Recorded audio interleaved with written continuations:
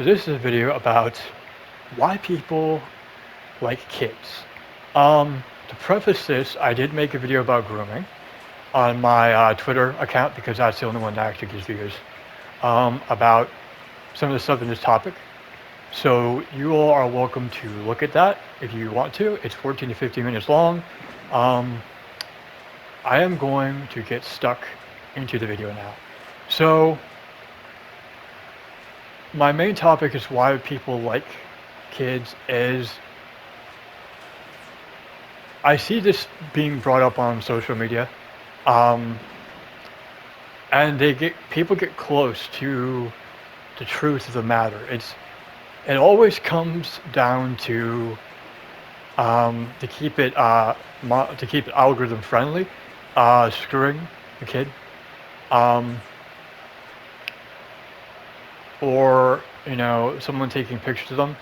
I think it is more than that, and I honestly feel like for the thing we get mixed up um, about kids is nature versus knowledge, right? So everybody's biological system knows what's going on, right? Like if you look at wildlife documentaries where you have a herd of pack animals and you have the herd moving one way and then you have the straggler coming up behind and there's an alligator or there's a lion, right? You see one antelope go back and try to protect the kid. That is a biological response to a threat, or the herd will start acting a certain way. They may not know there's something there that's threatening, but they have a instinct that tells them that there's a threat that's near. To bring that to the point I'm making, that even though you don't tell someone, even though they don't have the knowledge of what sex or love or affection or any of that is, your system still knows that. You get to a point like once you're done potty training a kid, their biology changes, right? There's a point that they reach where their body starts like going, hey, this is what it's about. Even if they're fuck off, even if their mind doesn't. And I think that's the mistake people make because we tend to look on, willingly or otherwise, we tend to look on the outward appearance, right? One thing is said about relationships, and this ties into it, is why do relationships fail, right? Relationships fail because everybody wants to find a magic bullet. You can't explain a good relationship because no one should be able to. A relationship is, at the risk of turning this into a drinking game, personal. No one should be able to explain what is going on because it's a personal thing that's going on. If someone could say, oh, that's what's going on, then it's not personal. No one from the outside looking in should be able to tell what's going on. Because it starts with your emotions and your biology, right? Your comfort level, you're comfortable. It's not about love, it's not about shagging, it's about comfort. And even if you can't explain it, there's something that goes on in the chemicals in your body and your brain that tells you, that draws you like a magnet to this person. Right? And pretty quickly you can tell that this person thinks or feels somewhat the same, and it's about pheromones, and it's about other stuff, why online dating doesn't work. Ultimately, it fails because you're cutting a lot of things out that require the physical touch. And not about fucking either. It's about hormones and pheromones like bees. Animals communicate the same way. And I would say that just because something's smaller than us, they're still humans. That we tend to put each other in boxes. We put these dehumanizing titles on people like they're just kids, or your parents are just parents, or teachers are just teachers, or they're just empty suits in the government. These dehumanizing titles that keep us from having to identify with our fellow man. We're all in the shit together. Our body all tells us things. Everybody's body tells us things the same way, but it's different. It's the same signals, but it's expressed differently throughout everybody. And that's the point I'm making. That just because a kid doesn't know how to say, despite whose responsibility it is for telling them, doesn't mean at some point their bodies don't know, right? And I think it comes down to a lot of things. The problem with one where they're born, right? So they say that your environment doesn't determine you. It determines a lot. Sad to say, a lot of places in the Western and European world, and let me just say civilized world, people don't grow up. They think it's all about sex and fucking. And when those people have kids, they carry that same outward thoughts and they deny what they feel. Um,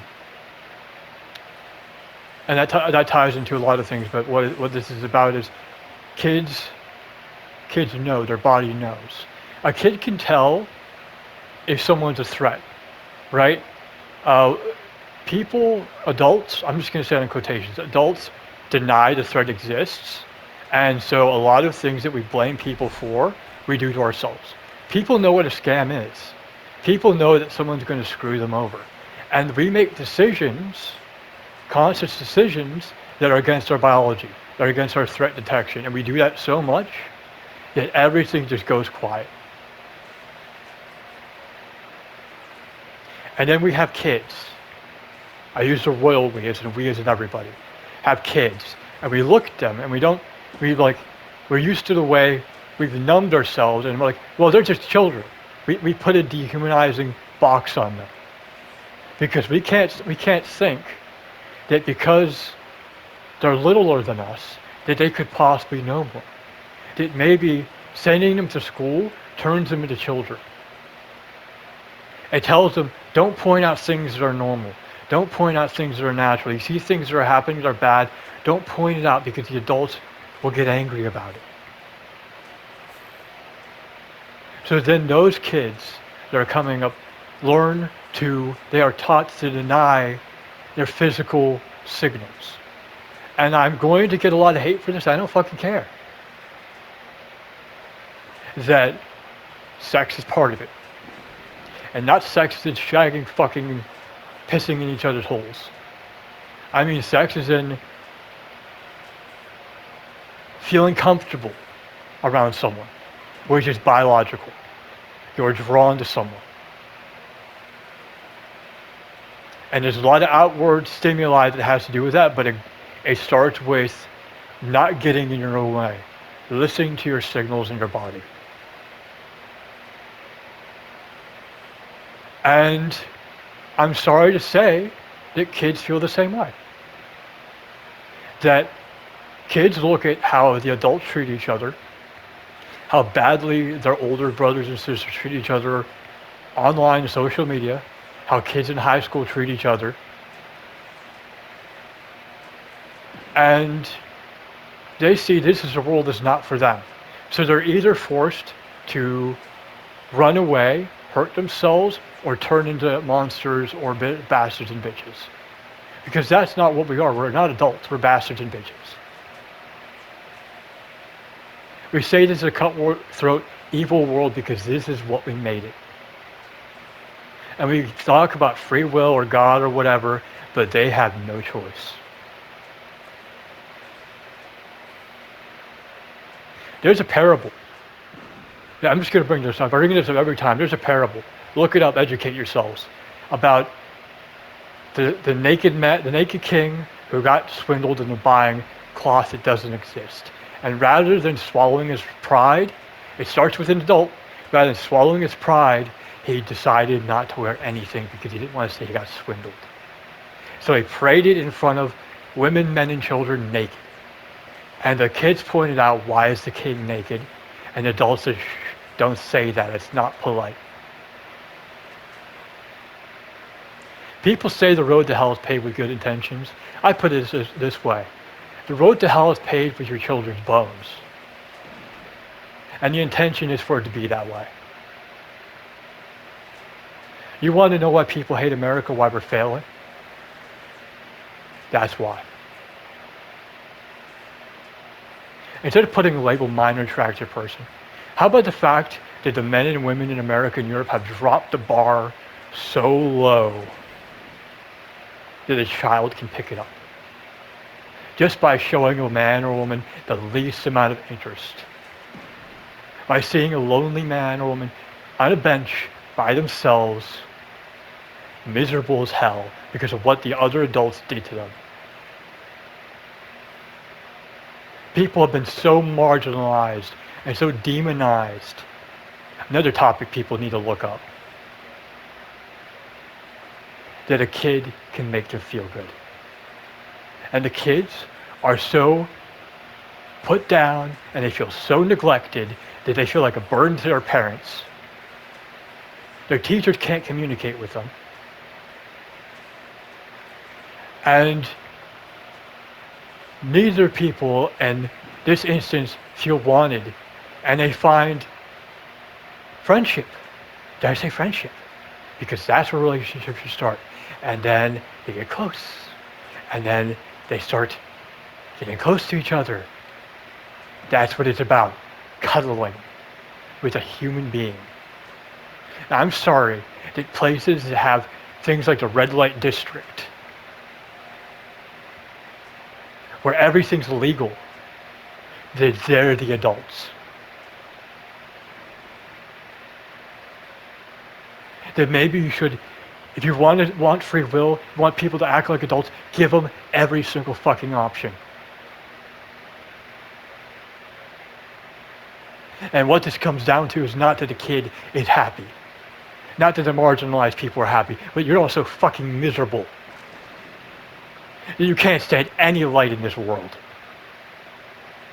That's what this is about. And you look at a kid and hold a mirror to you, and you see how fucking miserable and hateful you are. It's not about God or Lucifer or anything.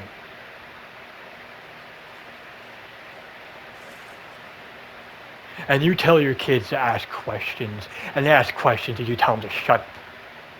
You say, why aren't they adults?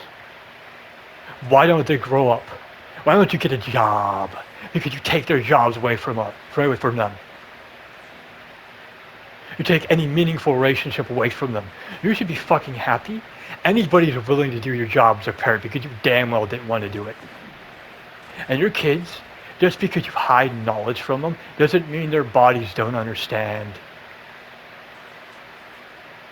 They are spiritual creatures. And you gave your soul up for nothing. For credit card debt, for a house you can't afford. That's what this is about. I'm 12 minutes in. I hope you all have a blessed day.